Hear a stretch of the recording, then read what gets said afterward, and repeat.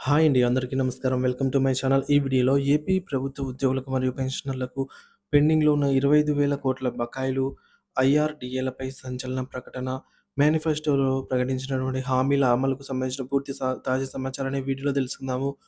వీడియోనైతే ఎక్కడ గాని స్కిప్ చేయకుండా ఎండ్ వరకు చూడండి. అప్పుడు ఇన్ఫర్మేషన్ పూర్తిగా అర్థమవుతుంది. వీడియో చూస్తున్న ప్రతి ఒక్కరు వీడియోకైతే లైక్ చేయండి ఫ్రెండ్స్. ఈ వీడియోని తోటి ఉద్యోగ పెన్షనర్ మిత్రులతో అయితే షేర్ చేయండి.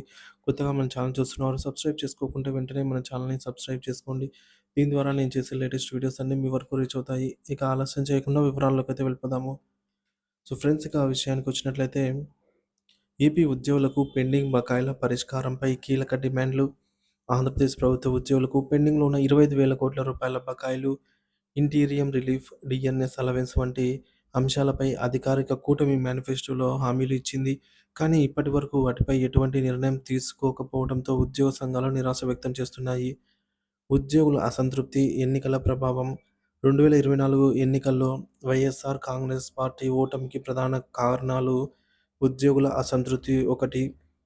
జగన్ ప్రభుత్వం ఉద్యోగులకు, ఉపాధ్యాయులకు సంబంధించి సంక్షేమంపై సరైన చర్యలు తీసుకోకపోవడంతో వారు టీడీపీ కూటమికి మద్దతు ఇచ్చారు. చంద్రబాబు నాయుడు అధికారం చేపట్టిన తర్వాత ఉద్యోగ సమస్యల పరిష్కారం వెంటనే జరుగుతుందని ఉద్యోగులు ఆశించారు. అయితే 8 నెలలు గడిచినా కూడా ముఖ్యమైన సమస్యలపై ప్రభుత్వం స్పందించకపోవడంతో నిరాశ నెలకొంది. ప్రస్తుత పరిస్థితి.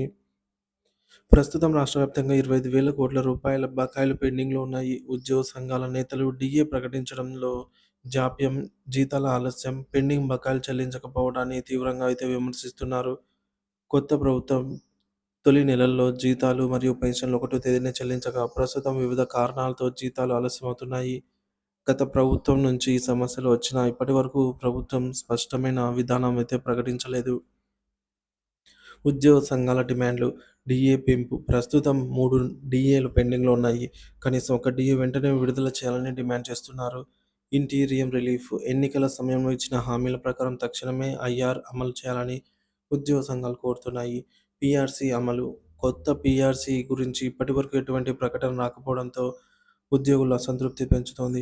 సీపీఎస్ విధానం రద్దు. మేనిఫెస్టోలో చెప్పిన సీపీఎస్ రద్దుపై ఇప్పటివరకు స్పష్టత రాలేదని ఉద్యోగ సంఘాలు అభిప్రాయపడుతున్నాయి. గ్రామ, వార్డు సచివాలయ ఉద్యోగుల భద్రత. సచివాలయ వ్యవస్థలో సంస్కరణలపై ఉద్యోగులు ఆందోళన వ్యక్తం చేస్తున్నారు. ప్రభుత్వం వైఖరి మరియు భవిష్యత్తు చర్యలు.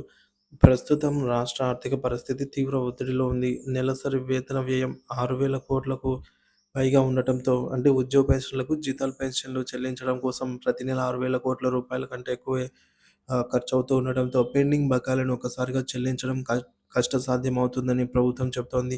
అయితే ఉద్యోగుల ఆందోళన పెరిగే అవకాశం ఉండడంతో ప్రభుత్వం త్వరలోనే స్పష్టమైన ప్రకటన చేయాల్సిన అవసరమైతే ఉంది. ప్రస్తుతం ప్రభుత్వం తీరును పరిశీలిస్తే మేనిఫెస్టోలో ఇచ్చిన హామీలు అమలు కాకపోవడంతో ఉద్యోగులు ఆందోళన బాట పట్టే అవకాశం ఉంది. ప్రభుత్వ నిర్ణయాలపై త్వరలోనే స్పష్టత వచ్చే అవకాశమైతే ఉంది.